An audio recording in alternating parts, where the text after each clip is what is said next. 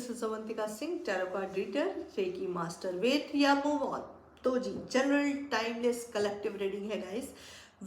Reading को देखने के लिए, पूरी गाइडेंस के लिए इस रीडिंग को पूरा लास्ट तक देखें और रेजोनेट होने पे क्लेम करना ना भूलें। सेव करें, शेयर करें, लाइक करें और रीडिंग पसंद आती है तो सब्सक्राइब करें, अपनी एनर्जी को एक्सचेंज करें। देखिए, कोई भी टैरो कार्ड रीडर हो, रेकी मास्टर हो, किसी में ऐसी ताब नहीं होती कि वो आपको डिस्क्राइब कर सके। ये टोटल यूनिवर्सल गाइडेंस होती है। तो आइए देखते हैं यूनिवर्स का क्या फैसला है। क्या मेरे कार्ड अपने आप, जो कार्ड्स के पत्ते हैं ना, वो खुल जाते हैं। तो ये उन्हीं की गाइडेंस से मैं बता सकती हूँ, because I am just mediator. किसी में ऐसी ताब नहीं है। We are all human being. तो ऐसी कोई ताकत नहीं है जो आपको डिस्क्राइब कर सके। ये सिर्फ यूनिवर्स बताती है और हम सिर्फ मीडिएटर का काम करते हैं। तो जी, वेट या मूव ऑन। यूनिवर्स प्लीज बताइए, वेट या मूव ऑन। इतने कार्ड तो मैं नहीं लूंगी। ओहो हो, हाँ, हेरोफेंट। ओके, वेट या मूव ऑन यूनिवर्स, वेट या मूव ऑन, वेट या मूव ऑन, प्लीज बताइए, वेट या move on.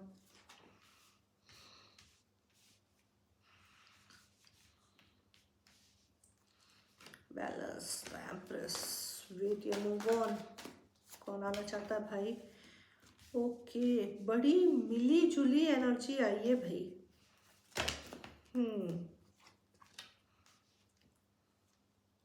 S of sword, ठीक है। Okay, bottom of the deck है सेवन ऑफ पेंटिकल्स। एनर्जी अगर बताऊं, कैप्रिकॉर्न, वर्गो, टॉरस, एरिस, लियो, सजिटेरियस, जेमिनी, लिब्रा, एक्वेरियस की एनर्जी है गाइस। एस ऑफ पेंटिकल्स के नीचे है टू ऑफ पेंटिकल्स, ठीक है। आपको इस रिश्ते में फाइनेंशियल ट्रिगर बहुत दिए हैं, फाइनेंशियल सपोर्ट आपने बहुत ज़्यादा दिया है, ठीक है। एस ऑफ पेंटिकल्स और डिवाइन ब्लेसिंग बहुत रही है। यूनिवर्स ने आपको बड़ा ब्लेस्ड किया है, बहुत तगड़े से संभाल के रखा आपको। आप चीज़ों को अवेयरनेस से नहीं देख पाए, आप उसको अवेयरनेस के तरीके से ले नहीं पाए, जिसका नतीजा हुआ द हर्मिट और उसके बाद स्टक की सिचुएशन। इतनी बुरी तरीके से फंस चुके हैं अपने पर्सन को लेके कि जिसका कोई हिसाब किताब ही नहीं है। चारों तरफ तलवार घुसे पड़े हैं, आंख पे पट्टी बंधी है, अब रास्ता नहीं दिख रहा है। कहे आपके जो पर्सन है उन्हें इस बात की कोई परवाह नहीं है। और मैंने टॉपिक आज लिया है वेट या मूव ऑन। मुझे ऐसा लगता है कि आपके पर्सन ने आपको बुरी तरीके से शादी का वादा किया, धोखा दिया और अब वो खुद किसी और से शादी कर रहे हैं। ये एनर्जी दिखाई दे रही है और आप इस चीज़ को भूल नहीं पा रही हैं, इस चीज़ से निकल नहीं पा रही हैं या पा रहे हैं। एनर्जी वाइज रीडिंग है, जेंडर वाइज नहीं है। तो आप अपने अकॉर्डिंग देख लें। और पूरी तरीके से जख्मी होके, घायल होके बैठी हुई है, ठीक है। ये आपका जो पर्सन है, ये बहुत कुछ आपसे लेके भाग गया, बहुत कुछ आपसे लेके जा चुके हैं और आपने यकीन करके इनको दिया भी है। और अब कई चीज़ों में इस रिश्ते को खराब होने की जो जिम्मेदारी है ना, वो आपके पर्सन ने आपके ऊपर डाल दी है, पूरी तरीके से आपके ऊपर फेंक दिया है कि आप रिस्पॉन्सिबल हो इस रिलेशनशिप को ख़त्म करने के लिए। जो कुछ भी हुआ है उसकी वजह आप हो, ये कह रहे हैं, ठीक है। और आपको अपने पास, आपको कुछ समझ नहीं आ रहा है इस वक्त। आप इतनी ब्लैंक है या ब्लैंक है वो कि आपको नहीं समझ में आ रहा है कि इस चीज़ को कैसे क्लियर किया जाए। कुछ लोग तो इस वक्त इतनी हाई वाइब्रेशन हो रही है मेरे ब्रह्म रंध्र में कि मैं बता नहीं सकती। जब ये चीज़ें आपकी रीडिंग कर रही हूँ, बहुत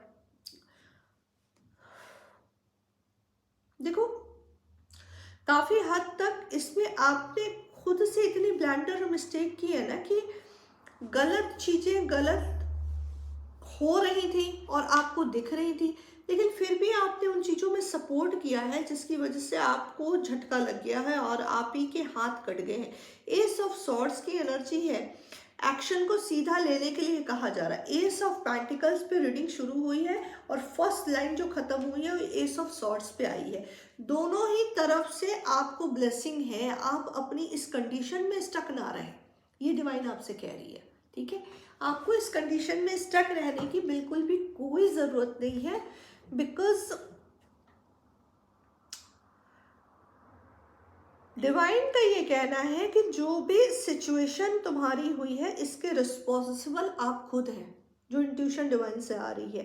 वैसे तो हर सिचुएशन का जिम्मेदार इंसान खुद ही होता है, लेकिन आप इस मामले में जानते हुए समझते हुए खुद को फंसा लिया है और इमोशनल स्टकनेस बहुत ज़्यादा रही है।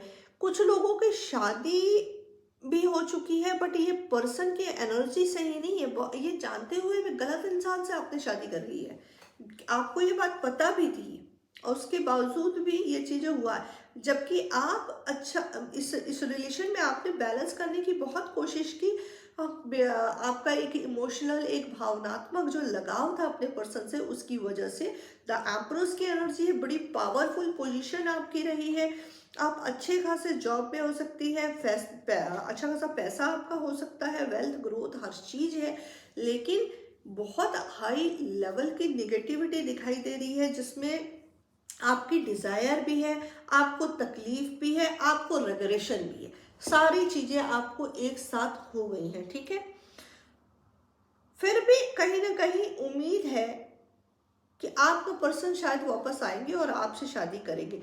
दोनों ही कार्ड शादी के आए हैं। द हेरोफेंट के नीचे 4 ऑफ वॉन्ड्स का है। इस चीज को बड़ी स्ट्रांगली आप मैनिफेस्ट भी कर रही हैं, जहां सारी चीजें खत्म हो गई। आप देखो गजब की एनर्जी आई है गाइस, 10 ऑफ सॉर्ड और उसके बाद है 8 of cup. 10 of sword, 8 of cup. इस वक्त टोटल ब्लैंक है आप, टोटल XYZ, बिल्कुल ब्लैंक, बिल्कुल ही ब्लैंक। कार्ड कैसे ही मतलब दिखाऊं आपको, समझ नहीं आ रहा मुझे कि देखो, अगर दिखाई दे दिखाती हूँ मैं आपको, एक सेकंड।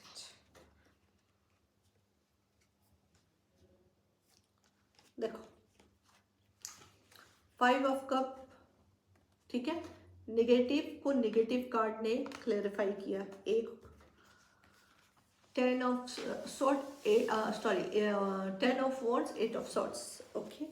उसके बाद आया है 3 ऑफ सॉर्ड, 4 ऑफ सॉर्ड्स, यानी बुरी तरीके से हारे हुए खुद को महसूस कर रहे हैं। रास्ते सारे ब्लॉक हो चुके हैं और बिल्कुल समझ नहीं आ रहा है आपको क्या करें। खास तौर से इस थर्ड पार्टी का क्या इलाज किया जा सकता। सिलेंडर तो हो गए, लेकिन इस थर्ड पार्टी ने आपको खून खून खून खून चारों तरफ से कर दिया है। ठीक है, सोच नहीं पा रहे हैं, मदद कहीं से नहीं मिल रही है, सारे रास्ते ब्लॉक हो गए हैं। और जब वह इस कार्ड को देख के मुझे अजीब सा फील हो रहा है कि इतना खतरनाक सिचुएशन जो आपकी लाइफ में आई हुई है कि मूव इस सिचुएशन में इंसान करे भी तो कैसे करे। मूव ऑन करना तो दूर, आप अपने होश में ही नहीं हो तो मूव ऑन करो तो कैसे करो। ठीक है, द हेरोफेंट की एनर्जी और 4 ऑफ वॉन्ड्स की एनर्जी क्यों आई है यूनिवर्स? द हेरोफेंट और 4 ऑफ वॉन्ड्स की एनर्जी क्यों आई, प्लीज बता दें यूनिवर्स। द हेरोफेंट, बिल्कुल देखो, the chariot, the chariot, the chariot, 6 of pentacles bottom of the deck है और 4 ऑफ पेंटिकल्स है। अपने आप को इस सिचुएशन से निकालने के लिए आपको सच पूछिए तो अगर ये रीडिंग आपके पास आती है और रेजोनेट होती है तो उसको ज़्यादा से ज़्यादा क्लेम करिएगा और अपनी हीलिंग ज़रूर कराइए, क्योंकि आपका मूव करना इस तरह के सिचुएशन से बहुत मुश्किल है और आपको हेल्प की अब ज़रूरत है। तो एक राइट रेकी मास्टर से कंसल्ट करें जो आपकी हीलिंग कर सके। ठीक है, और अपने दोस्त यारों से मिले, ग्राउंडिंग पे जाए, समंदर के पास या नदी के पास थोड़ी देर पानी को भिगा के बहते हुए पानी में बैठे, हार्ट चक्र का म्यूजिक लगा के सुने तो दर्द थोड़ा कम होगा। दर्द ट्रिगर बहुत ज़्यादा हुआ है इस वक्त, इस कदर ट्रिगर हुआ है कि ऐसा इस तरह की सिचुएशन है कि आपको ऐसे बीच से पकड़ के फाड़ दिया गया है, इतने दर्द में आप हैं। और आपको खबर भी है कि आप, कुछ लोगों के पर्सन ने तो शादी भी कर ली है, रोज इंस्टाग्राम पे फोटो और स्टेटस पे फोटो भी पोस्ट हो रहे हैं, जिसको देख के आप अब फ्लैशबैक में उनकी कही हुई बातें, उनके पुराने चैट, उनकी चीज़ों को बार बार रिपीट कर रहे हैं, जिसकी वजह से day by day by day by और आप नेगेटिव हो रहे हैं। आपका वहाँ से मूव करना बहुत मुश्किल हो रहा है, एक तरीके से जम गए हो। जो 8 ऑफ सॉर्ड्स की एनर्जी है ना, कि देखो निकलना चाह भी रहे तो निकल नहीं पा रहे, क्योंकि कुछ दिख ही नहीं रहा, कदम ही नहीं बढ़ रहे, खुद को बंधा हुआ महसूस कर रहे हो उस इमोशन में, उस पैटर्न में जो ये पर्सन आपके साथ करके गया हुआ है। समझ रहे हो? तो क्या है बोलूं, इस कार्ड में जो पेन दिख रहा है ना आप सबका, वो पेन को वर्ड में नहीं बयान किया जा सकता है। यानी अंतर आत्मा से ही डिस्कनेक्ट होते हो गए, वो अंतर आत्मा में ही किसी ने खंजर ऐसे उतार दिया तुम्हारे, ठीक है। और उस दर्द को खड़े होके बर्दाश्त कर, एक होता है जब पेन अनबेरेबल होता है तो भी इंसान शांत हो जाता है, कुछ नहीं कहता, खामोश हो जाता है, वो लेवल है आपका इस वक्त। मैं बार बार, मैंने कभी किसी रीडिंग में इतना कभी नहीं कहा कि हीलिंग लो, इस रीडिंग में मैं बार बार कह रही हूँ कि अपनी हीलिंग कराओ, बहुत ज़रूरी है, बहुत ज़रूरी है। क्योंकि अगर इस एनर्जी में तुम ज़्यादा देर रहे तो और नीचे चले जाओगे, ऊपर नहीं आओगे, ठीक है। एनर्जी रे की हीलिंग आपको इस सिचुएशन से निकलने में बहुत मदद करेगी, तो जब डेफिनेटली आप हीलिंग ले ही ले, ज़रूर ले हीलिंग, ठीक है।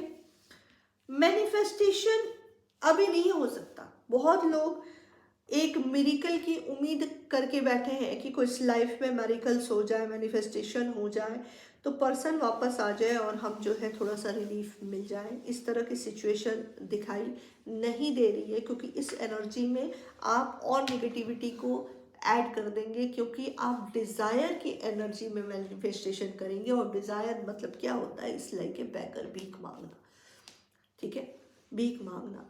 तो वो यूनिवर्स से आप जो कुछ भी मांग रहे हैं, अभी वो एनर्जी आपकी है नहीं मैनिफेस्ट करने की। एक मैजिक की जो उम्मीद लगा के बैठे, उसके लिए भी आपको एक्शन लेने की ज़रूरत है। हमारे साथ ठीक हो जाओगे या हो जाओगे, ठीक है। कुछ नहीं होता है यार, लगा रहता है। इस वक्त कोई ऐसा चाहिए जो आपसे बैठ के सिर्फ आपके दर्द को सुन ले और समझ ले। तो मैं बहुत प्रोफेशनल होके बात नहीं कर सकती, क्योंकि मैं पर्सनल लेवल पे बड़ी जज्बाती वूमेन हूँ, ठीक है, बहुत ही जज्बाती हूँ। और जब इस तरह के कार्ड्स आते हैं तो मैं खुद भी नहीं बता सकती कि मुझे कैसा फील होता है। लेकिन फिर भी मैं ये कहूँगी कि देख, हर इंसान की ज़िंदगी में उसकी अपनी लड़ाई होती है, अपनी जीत होती है और अपनी ही हार होती है। ये लड़ाई आपकी अपनी है और आपको इससे निकलने के लिए उठना होगा, चलना होगा। खुद को समझाइए, लाइफ किसी चीज़ के लिए नहीं रुकती है। someone is come in your life, someone is go from your life, but you know what's happened, life is going on, okay। तो इस चीज़ को दिलो दिमाग में उतार लो, एक्शन लो, खुद को वापस एक नई जर्नी के लिए तैयारी में लग जाओ। बिल्कुल मोनोलॉजी से देखती हूँ कि क्या गाइडेंस है, क्या है, क्योंकि ये बहुत इमोशनल रीडिंग रही है आज की। तो थोड़ा सा देखते कि क्या गाइडेंस आ रहा है। देखो मेरे कार्ड, देखो मैंने अभी तुमसे कहा ना कि अपने को खड़ा करो, उठो और मूव करो, कि लाइफ इज गोइंग ऑन। और यही कार्ड में आया, full moon in Virgo, you are good enough. जो खुद को ये समझ रखा है ना कि बिल्कुल अकेले बढ़ गए हो यार, अब तो बस ख़त्म है ज़िंदगी। क्योंकि यार आज जिस तरह की एनर्जी, जिस तरह का इमोशनल ट्रिगर हुआ है, उसमें इस तरह का होना बहुत स्वाभाविक बात है, बहुत नेचुरल सी बात है। But you are good enough, you don't need to worry about this, don't need anyone, okay यार। अकेले आए हो और जाना एक दिन अकेले ही है सबने, ठीक है। इमोशंस आर रनिंग हाई, मैंने बताया कि हाई लेवल के इमोशन उस पैटर्न को रिपीट कर रहे, खुद को बंधा हुआ महसूस कर रहे। और देखो मोनोलॉजी में ने क्या कहा है आपसे, द मून के कार्ड ने क्या कहा है? Emotions are running high, emotions are running high, you are very close to achieving your goal. Okay, चाहो तो जैसे मैंने कहा कि वो पर्सन आता हुआ दिख रहा है, तो जो बर्दाश्त करने की सीमा रेखा है वो ऑलरेडी क्रॉस हो चुकी है, ठीक है। तो उसके लिए एक्शन लेना पड़ेगा, तुम्हारा एक्शन रुका हुआ है, तो जब तक वो एक्शन नहीं होगा तब तक कुछ नहीं होगा, ठीक है। एक्शन तो लेना पड़ेगा, बिना एक्शन के कुछ और नहीं होने वाला। तो यूनिवर्स और क्या आंसर है,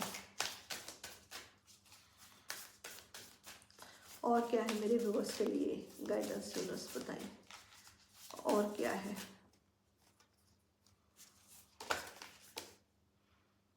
कम्युनिकेशन इज ए की। तो घुट घुट के मरने से अच्छा है ना उसके माँ बहन भाई कर दो, उठाओ फोन और जम के जो कहना है कह लो, दिल में दबा के मत रखो, ठीक है। कोई भी एक तरीका ढूंढो और कम्युनिकेट उनसे क्लियर करो। बिलीव इन द इम्पॉसिबल, ठीक है। मैंने रीडिंग करते हुए कहा था कि तुम्हें ये लगता है कि अब यार सब खत्म, ओवर, ठीक है, ये मान चुके हो, ये तुम हार चुके हो बुरी तरीके से, मैंने कहा था ये। और द मून ने इसको क्लियर किया है कि believe in the impossible blue में, एवरीथिंग इज पॉसिबल। अगर इम्पॉसिबल में से हटा दो तो एवरीथिंग इज पॉसिबल, ठीक है।